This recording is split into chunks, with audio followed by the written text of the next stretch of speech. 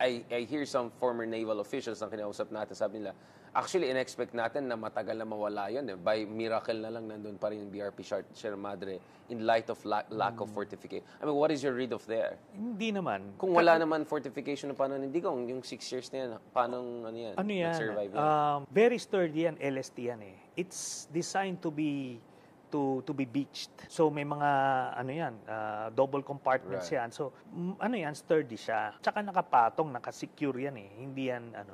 Yung pag ano niyan, if it will rot away or rust away, matagal yon, decades yon. Not zero maintenance. Pero yung itsura niya, makikita mo talagang hindi siya na-maintain. Siguro estimate ko mga 15-20 years. So your read is, even if Duterte had that agreement, because of the very technical nature, the engineering of that ship, nag-survive pa rin yan. But nevertheless, still dehado tayo doon dahil kung nag-fortify tayo, that would have more deterred the Chinese from harassing us there. Kasi kung sinasabi nyo, it can last for another 10-20 years, then di wala rin pala nawala sa atin. I mean, in what sense may nawala sa atin without fortifying throughout the 6 years of Digong? Hindi naman. Kasi ganito, nakita mo yung ship, pagka hindi mo maintain, gano'n ang nangyari. Mag-rust away siya, no? Tetanus friendly. Tapos, yung naval guns mo, probably, hindi na operational yan. Tapos, yung antennas mo, baka hindi na siya gano'n ka maganda yung transmission niya and reception. So, kailangan niya talagang mini-maintain 24/7. Speak and span. Yun yung sinasabi ko, yung maintenance culture ng Navy, ano yan, is one of the best in the world kasi luma nga yung barko natin. So we offset that by having that maintenance culture. Now, if you take that away, magra-rot away yung barko mo, pero it doesn't mean na mabilis siya na to the point na magko-collapse. Hindi. I see. So what you're saying, Senator, is that dehado tayo not in a sense na mawala tayo ng presence, dehado tayo in a sense na yung operational optimality ng presence natin ay nag-suffer dahil sa lack of fortification. What is your read of calls for investigations and all of that? And I know wala tayong, I mean, some people are openly talking about treason here. Wala tayong peacetime understanding of treason, more wartime ito. Do you think that there should be in aid of legislation, including treason laws, dyan sa Senado at Congress? Of course, as we tape right now, there are some calls in that direction, but in the Philippines, you know, it's one thing to make political noise, another thing to go follow through. What is your, should this be a kind of a precedent, or this could be a kind of a Pandora's box, na baka mamaya ibang admin naman gagamitin ito to harass other people who engage in legitimate backdoor channel diplomacy, which we'll discuss shortly after this. Kasi papunta tayo sa Scarborough Shoal, but I want to just end on this Ayungin Shoal for now. I believe it's high time to have an investigation about it. Para nga kung kailangan natin mag-define ng bagong crimes, no? Treason during peacetime or working against the national interests or acting as foreign agents. Maraming pwedeng i-define na crime na based on the new circumstances that are coming to light. Tapos makita rin natin ano bang magandang ways forward dito sa Ayungin. So, yun. And ako, game ako. Kahit buksan nila dun sa exactly, which will be our next topic. Kasi sasabihin na iba, magbo-boomerang yan. Parang be careful what you wish for kasi once you open this Pandora's box na yan, and hindi lang in terms of treason, but the legal charges could be thrown around. And we saw during Digong how he weaponized the Constitution, the laws, to push for his own agenda because unfortunately we're not still a country of rule of law. I mean, do you think now we can also draw lessons from democracies like Australia and Taiwan na meron silang mga matitinong batas about influence operations and all? Well, I don't think any of us will say Australia or Taiwan are any less democratic than they have been 5-10 years ago. Kind of a balance between civil liberties and national security. Yeah, I believe yun na nga ang pwede natin gawin. Kumaga, best practices yan. I think they're right now studying, even in the US, how to define new crimes. Kasi nga, itong influence operations, yung United Front operations, prevalent na siya eh. So, yun nga, dati, sa civil liberties yan, but merong demand for such definition or such new crimes. Right. para sa ganun. And there could be a balance there. And do you think in terms of investigation, dapat involved din ang executive branch or hayaan na lang yung legislature na mag-push some sort of, I don't know, Blue Ribbon Committee or special hearings, etc. Or dapat government agencies should be involved? Kasi maybe you need intel there, right? You need some sort of signal or some sort of evidence. Okay. Well, the way it's done in policy making, the executive branch can do its own separate. Let's say they can create a task force to have a more comprehensive investigation and study and come up with policy recommendations that they can have legislated in Congress, or they can pass as executive orders or department orders. So, and on the other hand, you have the legislative inquiries. And it's also, I believe, in the right hands can be more comprehensive and more objective. And at least it won't interfere in the day-to-day operations of the executive branch. Ang hirap kasi dito pagka executive branch na policy making, may mga day job sila eh. Right. Oo, may mga day-to-day operations na pag nag-ad hoc, alam mo yun, hindi gaanong natututukan. Right. So, yun. So, dapat may complementary different branches of the state working on this. Now, speaking of your own experience of backdoor diplomacy, can you tell us a little bit what happened there? Because a lot of your critics, a lot of pro-Duterte folks will say, oh, before you talk about us, the usual whataboutism, or what about yung ginawa ni Senator Trillanes, your backdoor? Can you tell us a little bit about the circumstances of that? Okay. What happened there? What is your reading of China? Is the China of today different from the China that you dealt with? Okay, as a background, back in April of 2012, there was a standoff Sa Panatag Shoal to. in Scarborough Shoal. So, 80 to 100 ships swarmed Scarborough Shoal, both inside and outside the Sa shoal. Lagoon. As opposed to 3 Coast Guard ships of the Philippines at the time. The front channel, the DFA and the Ministry of Foreign Affairs, had an impasse. It can't move, so the tension was escalating. Then, at some point, President Aquino decided to open a back channel. And mind you, I was not the first one who was designated as the back channel negotiator. There was somebody before me, but then obviously it wasn't that effective. Then just by chance, I was eventually asked to open a back channel negotiation. When I was able to do that, I informed the President. Then the President initially wanted to designate Secretary Butch Abad. But then, as the Secretary of Budget and Management, he was busy at the time, so he endorsed me. And the President asked me... Is it also because of your background in Navy and all of that? Perhaps that helped you? I believe it's incidental.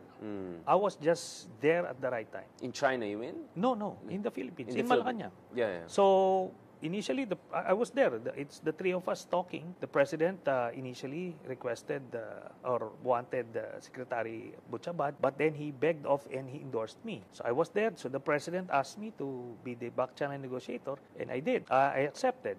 Then immediately for the next 3 months, we worked on the mission that was given to me, which was to reduce the number of ships and de-escalate the situation. So, after 3 months, we were able to de-escalate the situation. Practically all the ships left except for the 3. And because they didn't leave, it was what prompted President Aquino to file the arbitration case, which we eventually won. So, ngayon, na-de-escalate yung situation dyan. Walang reclamation dyan. Wala ring mga barko dyan. So, we were successful in that negotiations. Now, ito na ngayon yung difference between then and now. Back then, the circumstances were merong elections yung US, meron ding transition of power sa China. And so, all parties involved, the Philippines, China, and even the US, because tied sila because of the Mutual Defense Treaty. All parties wanted to de-escalate. Kaya nag-succeed yung ating back channel negotiations.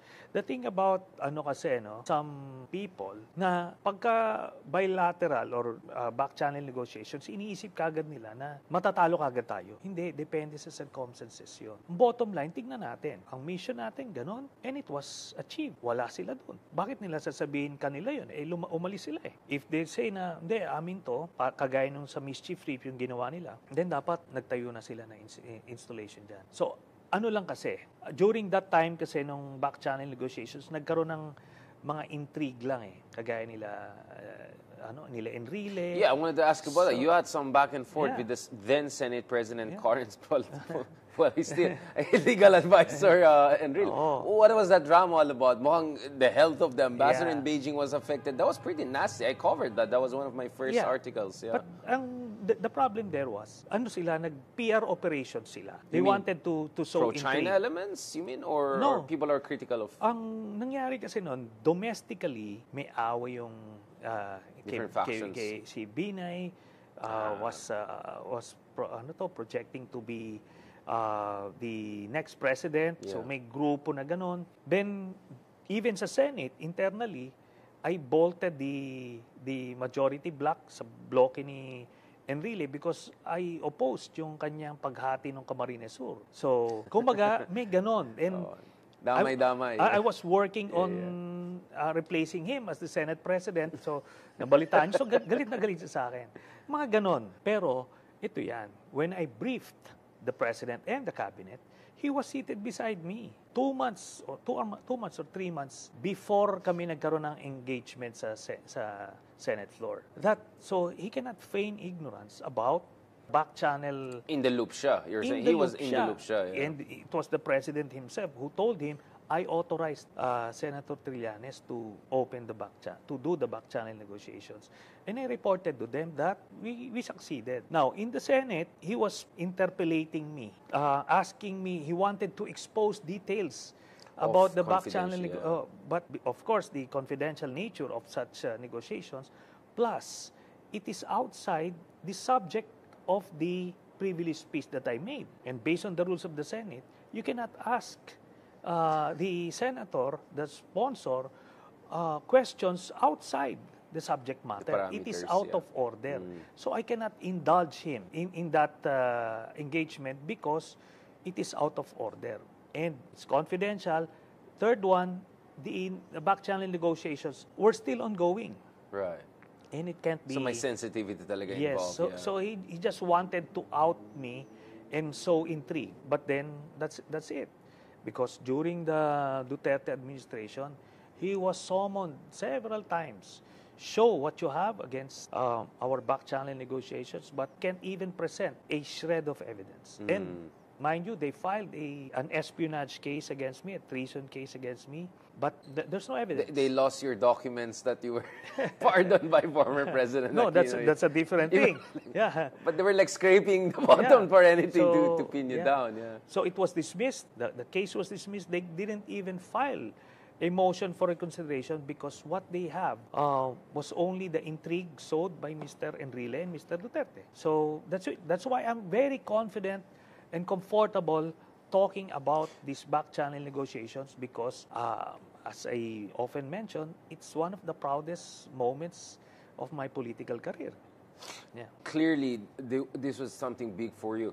I think a lot of people want to understand is that where did things go wrong? Because one perspective is Americans were not, you correctly pointed out, this is a transition period. Obama's head is somewhere else. Election initially was not even doing well against Romney. There are some people, including within the American government, who would say, nakakulang sila. Na I think Kurt Campbell was back then, the guy in charge in the State Department for East Asian Affairs. The idea was masyadong wishy-washy and non-committal ang US, and that may have whet the appetite of China to push the envelope. Some other people would say that you were led on in the backer channel discussions to think that there'll be, yes, an initial mutual disengagement, but what was the mechanism to prevent China from coming in later on and imposing administrative control over the area? You know what? That's the narrative of those who are not privy to the negotiations. Because those who were privy to the negotiations were convinced that we were successful. Because let's look at the facts on the ground. There is no reclamation in Scarborough. There are no ships inside Scarborough. And there are only 3 ships of China that are placed outside Scarborough. Now, you go back to where we started, 90 to 100 ships in and out Scarborough. Tensions are high. So I think the results would speak for itself. I think insofar as avoiding a kind of a naval armed confrontation, I think many would have a hard time arguing that something went wrong. Ang problem ko is, but we lost administrative control over Scarborough System, right? Well, no. We just refused to engage in a standoff situation again. Because So your reading is we could have challenged China in the subsequent rounds Yeah. after your deal. But for some reason, we didn't do that. My sense is under Aquino because of the arbitration case. Yes. And then under Duterte for maybe his other gentleman's agreement. I see. Kasi hindi yan ang lumalabas. Ang lumalabas is something went not necessarily in your negotiation, but China didn't honor somehow the agreement, and then they imposed their will on that. So they already have a position of strategic ascendancy. So if you challenge it, then they will be in a defensive position to say, Okay. you're provoking a conflict. that's the narrative. Interesting. That's the narrative of those who were not part of the negotiation. Now, I was there. I was in the thick of things. And that part that they keep on hammering, that they reneged on the agreement, we left but they didn't leave, was during the early part of the standoff. And that's the mess that I fixed after. So after that, we were able to fix it in the back channel.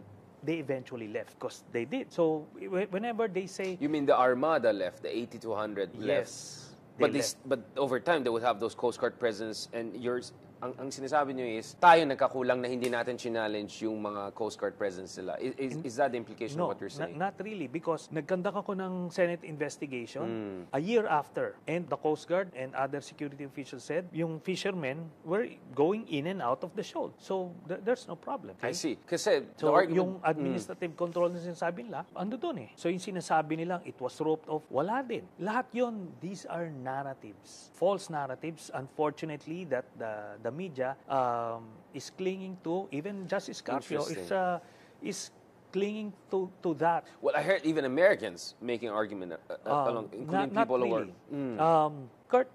Assistant Secretary Kurt Campbell met with the former Ambassador Fu Ying in Washington. They were not negotiating because there was no Filipino in that meeting. That's why I told the President, if there was an agreement, who represented It's the us? Philippines, yeah. There was no representation. So they were just brainstorming that the best way to go was a simultaneous withdrawal. So the next question I asked to the President is, if the agreement was simultaneous, then why did we leave first? That's very basic. Okay, what we're trying to hammer out at that time, precisely because I know the terrain, I know the area, the mouth of Scarborough was too narrow for a simultaneous withdrawal. So what we were working on was a sequential withdrawal, wherein the first China ship will leave, then the Philippine ship will leave, then the second Chinese ship will leave. But if the second Chinese ship refuses to leave, then the Philippine ship will go back. So that's the detail that I was getting into. And unfortunately, somebody intervened, somebody broke the chain of command and intervened using that so-called, that brainstorming. It's not an agreement because I told the President, if we left and they didn't leave, why didn't we go back? Very basic. So you're saying may Somebody. natulog sa pansitan, in short. May nang himasok. Okay. May nag-bypass ng chain of command. Okay. And sabi mismo ni President Aquino, he wasn't informed. So these things, marami yan eh. And kaya nga sabi ko, these are the peripheral issues na hindi naman material. Kasi ultimately, let's focus on the results. Yung sinasabing mga ganyan na narratives na yan, sa unang part yan, tignan natin ngayon. Tapos eh. We won. Di ba? And it's the mistake of China to leave the 3 ships there. Interesting. On that note,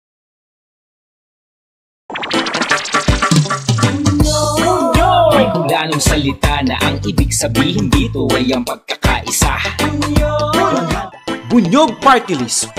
Halika na, Bunyog Party List ka na. Halika na, Bunyog Party List ka na. Sa susunod, ang atinang suportahan, Bunyog Party List, nagtataguyod ng katotohanan, lumalaban para sa bayan.